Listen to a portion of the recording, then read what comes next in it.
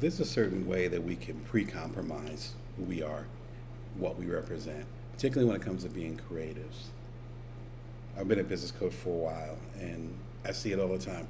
I even catch myself doing it. My background is journalism. I do a lot of writing, written several books.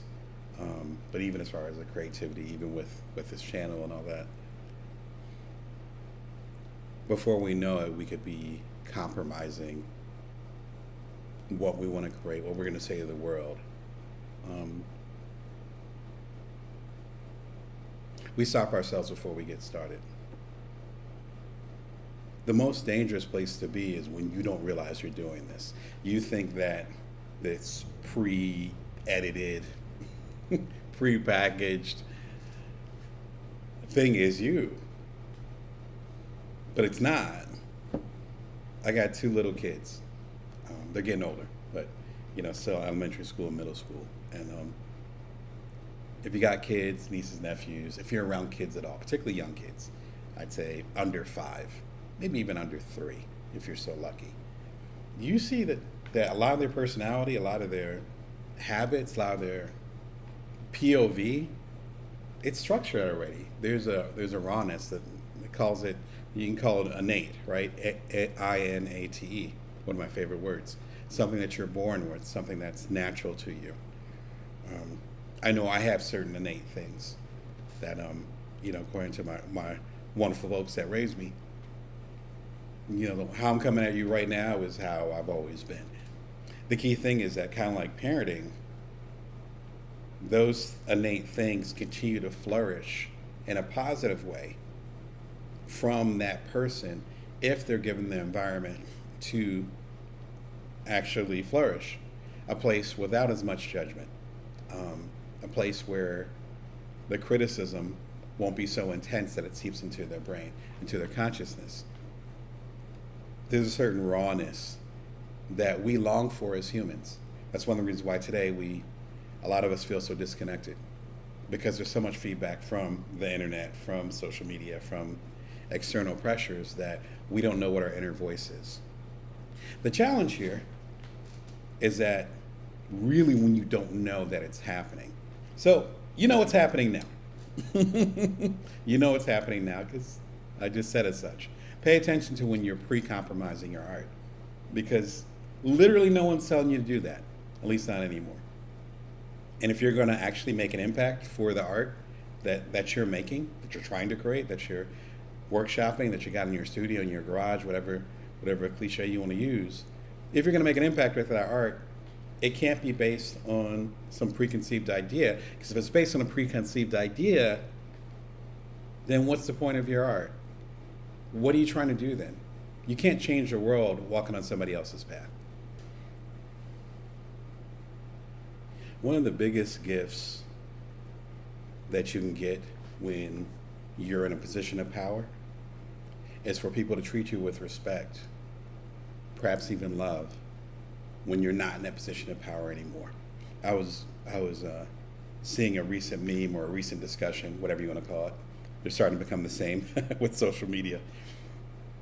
But I was watching a couple recent videos, some shorts, and they were talking about how the ultimate test of how you are as a parent is how your kids, or the way you raise them, whether you're a guardian, parent, whatever, the people that you raised, how they treat you when they don't need you for food or shelter. I'm going to repeat that. The ultimate test as a guardian is how the people you raised, the people you help protect, treat you after they don't need you for food or shelter. The power dynamics that currently in place, I'm a father, I got 2 beautiful kids. Those power dynamics that are in place, we shouldn't do the tomfoolery with that. And that could be applied to all kinds of other situations. Whether you think about how you treat your family or the people that you say you care about, and then you have to depend on them because you get sick or you get old. How you might hire someone for a particular situation. I'm an entrepreneur, so you might hire a contractor or work with somebody to get that particular work done. How's the relationship when the work is done? Not saying you guys have to be best friends. Just saying, is that respect still there when they're not dependent on you? So it changes from transactional, which means you're just getting it done. It's just a shopping cart online. Transactional, I give you this money, you give me the product, or vice versa. It transitions from transactional to relational, as in, that I respect you. I might not love you, in the case of work or what have you, but I respect you, da da da. Even if I'm in the place of power. The thing is that the chess pieces are always moving. And that's familiar relationships, again, when we're talking about love and people being honored and taking care of other people, or in business relationships. There's people that I used to work for. I've been independent for a long time. There's people I used to work for independently. Our businesses would collaborate, or they gave me, consulting money, whatever. And then within a few years, it was reverse. And then I was guiding them on their next career move. It happens just like that. I'm fortunate in that, again, I've been independent for going on decades now. I see it. I see it. If you're independent or you've been running your own business, you probably see it too. If you don't see that, you're not going to be in business that long. The challenge, though, is that if you do not run your own business, if you have not learned these hard lessons early in your career, then you might end up paying for them later on. So the people that you're taking care of, the people that you have dominion over, the people that are living in your house, the people that you're giving them a paycheck, da-da-da-da, are you treating them with respect? To the point where if that paycheck stops coming, and or if they don't need you for food or shelter anymore, which naturally, knock on wood, happens in familiar relationships eventually for the younger becoming the adult, are they still going to respect you back? But that begins with you, because you're the one with the power. So our family cactus just died.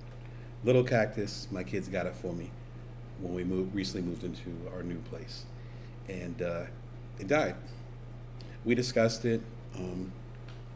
We talk a lot about our feelings in our nuclear family. That's on purpose. If you're familiar with my work, you probably aren't surprised. And I told him we got a choice. We can either keep trying to nurse the cactus and see what happens. And a couple days have passed. It's pretty clear the cactus is going away. Or we can go ahead and we live in Las Vegas. We can go to one of the nurseries and get a new cactus, one that's a little bit more resilient for the hot Nevada heat. Usually it's about 100 and during the summer, which is when the cactus really started to suffer, it was around 117 degrees at the height. So, maybe get a more resilient cactus, because not all cacti are the same. And then what we can do is actually take this new cactus, plant it where the older cactus is now, slowly dying.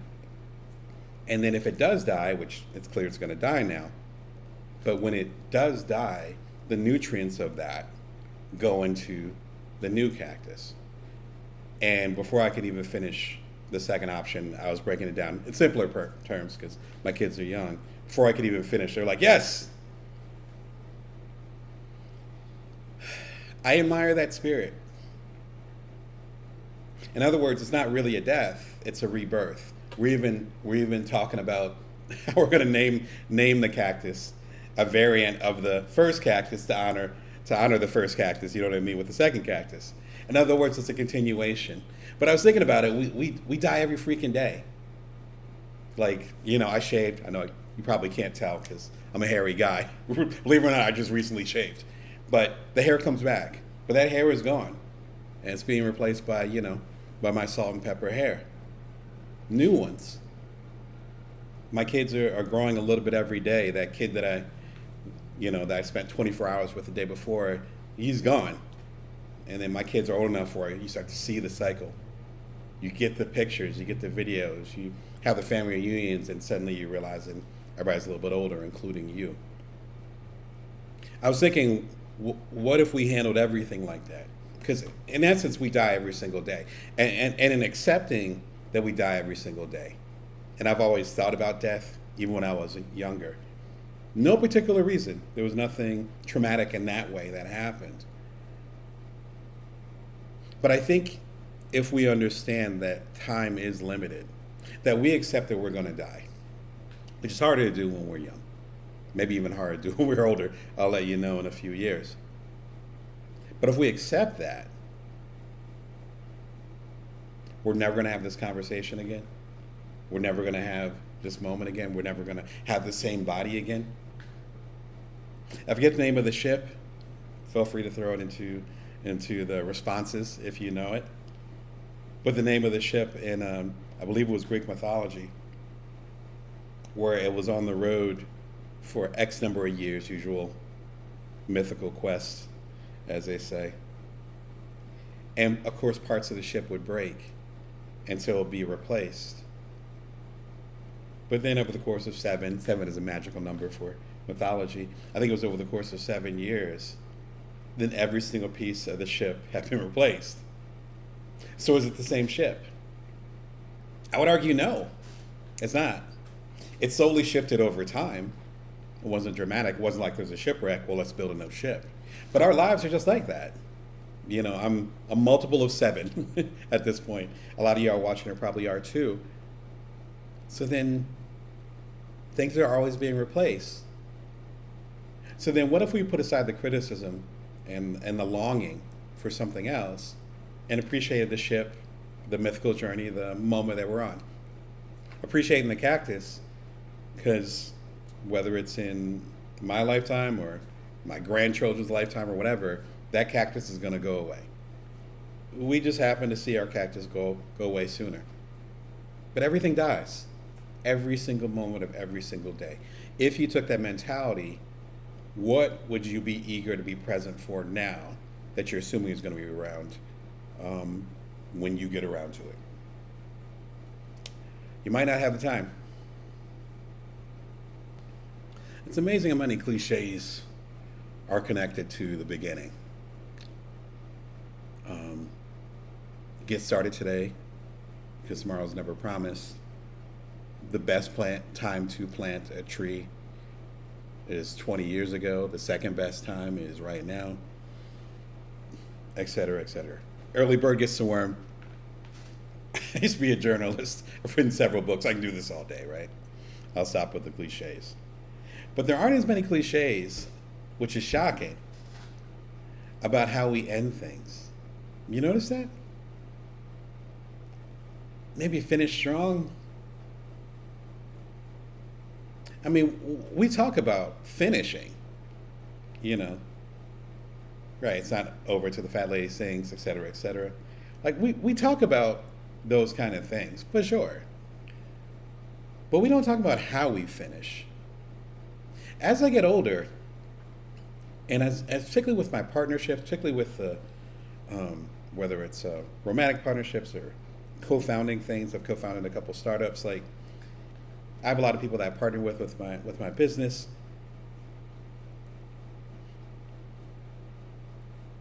The ending is important because that's where it gets messy. That's when, in some cases, you realize that person or that organization, that partnership, you don't need it. You don't need it anymore. The project could be done. You might not love each other anymore in the extreme case. All the above, right? The full spectrum. If you're an adult, you probably encountered some of this. So then, how you treat the other person, or how you treat the organization, or how you handle business, you might have some outstanding balances that you owe to the organization, or vice versa. There might be certain ways that you need to clean up things or make peace, or even have accountability. This is what I'm circling around. Even have accountability for your part, not only in the relationship starting, but in also how it's ending, why it's ending. You had a part in it. So then the question is, when you start something, yes, you can be your perfect self, quote unquote. You can be the knight in shining armor, if you want to use that cliche term. If you can be that perfect, quote unquote, person, you're going to show up as your natural best. You want something out of it. It's not selfish. It's just, if we didn't need each other, then we wouldn't have relationships, right? Business wise or otherwise. So you need something. And ideally, they need something from you. Okay, let's collaborate. Let's get together. Let's, go out, whatever the case may be. It's easy to be your best self, your best character when that happens. But what happens when it's almost over? What happens when you don't need anything anymore? What happens when the guilt, the shame, the accountability, the shadow of the ways that you could have done things better looms over you? What happens when you at least believe that you're never going to work with or see this organization or this person again? That is character. That's real character. Because it's not based on some primal need. It's not based on love, air quotes. It's not based on you needing a check or you really want to get deal done or your ego. It has to be based on a level of mutual respect, or at least respect from your end. And that, the way things end, the way that y'all treat each other, organization or individually, that's when the true character comes out. When your needs are not needing to be fulfilled by a particular dynamic anymore, then it can't be selfish anymore. Then it has to be real.